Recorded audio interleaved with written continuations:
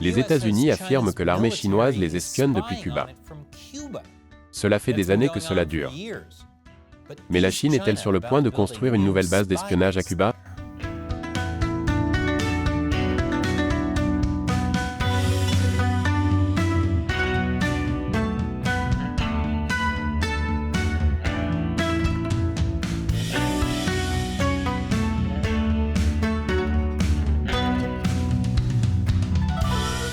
Bienvenue sur Chine non censurée, je suis Chris Chappell. La semaine dernière, nous avons rapporté que la Chine avait conclu un accord pour construire une base d'espionnage à Cuba.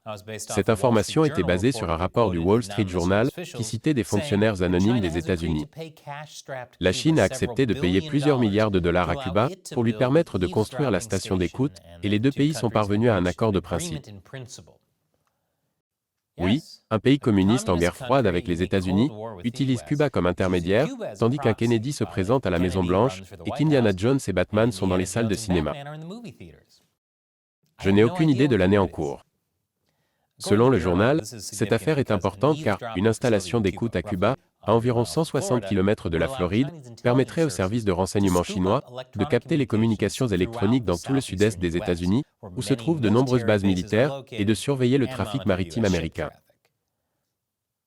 Bien qu'étant donné qu'ils écoutent principalement la Floride, ils se contenteront surtout d'entendre Ron DeSantis dire « Comment puis-je nommer woke cette semaine? Peut-être des céréales aux fruits. Des céréales arc-en-ciel. Pour les enfants? Pas sous ma surveillance. » Si vous vivez en Amérique et que vous craignez que la Chine espionne soudainement votre porte, ne vous inquiétez pas. La Chine le fait déjà depuis des années. Vous voyez, après que le journal et quelques autres médias en aient parlé, tout le monde l'a nié. D'abord, Cuba l'a nié. Ensuite, le Pentagone et la Maison-Blanche l'ont nié ou, du moins, ont dit que les rapports n'étaient pas exacts. Ensuite, la Chine a démenti.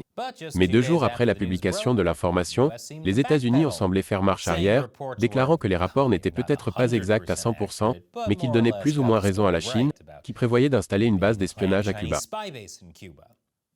La Maison-Blanche a déclaré qu'elle devait déclassifier l'information avant de pouvoir en parler ouvertement. Aujourd'hui, la Maison-Blanche affirme que non seulement la Chine espionne depuis Cuba, mais qu'elle le fait depuis un certain temps. Lorsque cette administration a pris ses fonctions en janvier 2021, nous avons été informés d'un certain nombre d'efforts sensibles, déployés par Pékin, dans le monde entier, pour développer sa logistique, ses bases, et ses équipements de surveillance à l'étranger, afin de lui permettre de projeter et de maintenir sa puissance militaire à une plus grande distance. Ils envisageaient un certain nombre de sites dans le monde pour cette expansion, y compris des installations de collecte de renseignements à Cuba. En fait, d'après les informations dont nous disposons, la RPC a procédé à une mise à niveau de ces installations de collecte de renseignements à Cuba en 2019. Donc hier c'était un ballon espion chinois, aujourd'hui c'est une base d'espionnage chinoise. Je parie que demain, ce sera un bateau espion chinois, qui remontera le Mississippi. Que fait donc l'administration Biden au sujet de la Chine à Cuba? Je vous le dirai juste après cette courte pause publicitaire. Bienvenue à tous. L'administration Biden a admis l'existence d'une opération d'espionnage chinoise à Cuba et la menace qu'elle représente pour les États-Unis. Les médias affirment que la Chine veut renforcer sa présence à Cuba et qu'elle a accepté de payer plusieurs milliards de dollars à Cuba pour pouvoir y construire une nouvelle base d'espionnage. Ils sont sur une belle île tropicale et ils ne pensent qu'à des bases d'espionnage?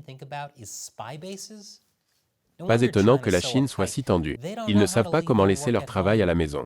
Prenez des vacances, PCC. De préférence, des vacances permanentes. À l'heure où nous publions cet enregistrement, l'administration Biden n'a pas encore confirmé cette information. Mais de nombreux médias ont cité des sources anonymes affirmant qu'un accord était en cours. CNN a rapporté que les États-Unis ont appris l'existence de ce plan au cours des dernières semaines. Ce qui, si c'est vrai, expliquerait au moins en partie pourquoi l'affaire n'est révélée que maintenant. La Chine construit donc une base d'espionnage dont tout le monde est au courant. Un bon plan. L'ancien ambassadeur des États-Unis en Chine, Max Baucus, a déclaré à CNN qu'il était surpris que l'administration Biden ait d'abord nié l'information, car la Chine est présente à Cuba depuis longtemps. Étant donné que Cuba et la Chine sont des alliés communistes, il n'est guère surprenant que la Chine s'en serve comme plaque tournante pour l'espionnage. Après tout, Cuba a permis aux Soviétiques d'y installer des missiles nucléaires pendant la guerre froide pour menacer leur ennemi commun, les États-Unis. Et moi qui pensais que ma voisine était passive-agressive, en mettant un panneau disant « Les heures de silence sont de 22 heures à 6 heures du matin ». Je suis content qu'elle l'ait mis sur ma porte, plutôt que sur une bombe atomique. Et il serait assez surprenant que la Chine n'utilise pas ses liens avec Cuba pour l'espionnage, en raison de la proximité avec les États-Unis. Cuba n'est qu'à 90 miles de la Floride, qui abrite les quartiers généraux du commandement sud des États-Unis, du commandement central des États-Unis et du commandement des opérations spéciales des États-Unis. Le Southern Command couvre tout l'hémisphère occidental au sud des États-Unis, le Central Command se concentre sur le Moyen-Orient, et le États-Unis Special Operations Command couvre toutes les forces spéciales américaines.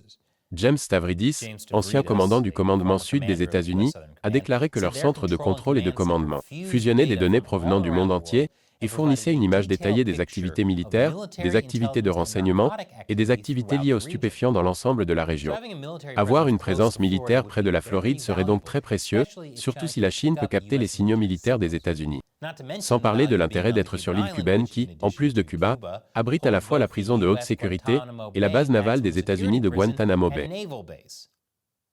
Nous savons depuis au moins le mois d'avril que la Chine a pour projet de construire des installations d'espionnage dans le monde entier. Là encore, ce n'est pas la base d'espionnage la plus efficace lorsque tout le monde est au courant. Nous le savons grâce à des documents de haut niveau divulgués par Jack Teixeira, ancien membre de la Garde nationale aérienne du Massachusetts. Selon le Washington Post, ces documents montrent que les États-Unis s'inquiétaient de la construction d'une éventuelle base d'espionnage chinoise aux Émirats arabes unis. Sous la pression des États-Unis, les Émirats arabes unis ont déclaré avoir arrêté la construction, mais en décembre dernier, les services de renseignement américains ont montré que la construction avait repris. Les documents montrent également que les efforts de Pékin aux Émirats arabes unis font partie d'une campagne ambitieuse de l'Armée populaire de libération de la Chine, visant à construire un réseau militaire mondial, comprenant au moins 5 bases à l'étranger et 10 sites de soutien logistique d'ici à 2030. L'administration Biden affirme qu'elle s'efforce de contrer ces bases, en faisant pression sur les pays susceptibles de les accueillir. Bon sang, ce remake en prise de vue réelle de espion contre espion est bien moins hilarant que ce que j'espérais. Je ne peux pas détailler toutes les mesures que nous avons prises, mais la stratégie commence par la diplomatie. Nous nous sommes intéressés au gouvernement, qui envisage d'accueillir des bases de la RPC à des niveaux élevés. Nous avons échangé des informations avec eux. Nos experts estiment que nos efforts diplomatiques ont ralenti les efforts de la RPC. Dans le cadre de ces efforts diplomatiques, la Maison-Blanche a déclaré avoir discuté directement avec Cuba de l'accueil d'une base d'espionnage chinoise. C'était leur grand plan. Et, Cuba, tu sais que tu laisses ton pote construire une base d'espionnage? Pourriez-vous ne pas le faire? Nous vous serions redevables. Le ministre cubain des Affaires étrangères a répondu que ces allégations étaient fausses. Il les a qualifiées de « fabrication américaine destinée à justifier l'embargo économique imposé par Washington à l'île depuis des décennies ». L'embargo auquel il fait référence correspond aux restrictions commerciales et de voyage que les États-Unis ont imposées à Cuba en 1962, peu après la prise de contrôle de l'île par les communistes. Les sanctions étaient destinées à renverser le régime communiste, mais grâce à des alliés communistes comme la Russie et le Venezuela, l'économie cubaine est restée à flot, bien que de justesse.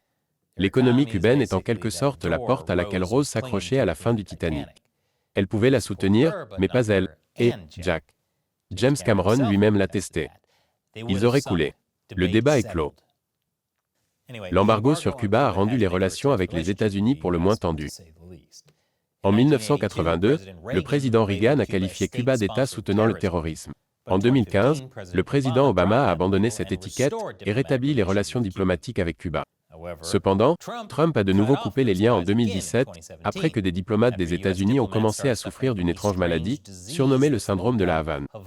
Selon le Wall Street Journal, le syndrome de la Havane est un ensemble de symptômes médicaux inexpliqués, notamment des maux de tête, des vertiges, de la fatigue, des nausées, de l'anxiété et des difficultés cognitives, ressentis pour la première fois par le personnel du département d'État américain en poste à Cuba à la fin de l'année 2016, bien qu'il se soit manifesté dans le monde entier.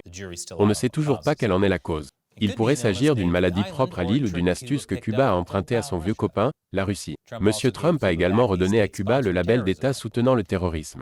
Et si Joe Biden a assoupli certaines sanctions, il n'a pas rétabli les relations diplomatiques avec Cuba, et l'embargo reste en place. Quelle sera donc l'efficacité des États-Unis pour dire à Cuba de ne pas accueillir une base d'espionnage chinoise?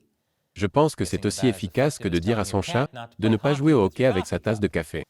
Il ne faudra peut-être pas attendre longtemps avant que Cuba ne sache tout de la guerre planifiée par Ron DeSantis contre les céréales aux fruits. Des histoires comme celle-ci ne seraient pas possibles sans le soutien de téléspectateurs comme vous. Laissez un like et un commentaire parce que cela nous aide vraiment avec l'algorithme de YouTube.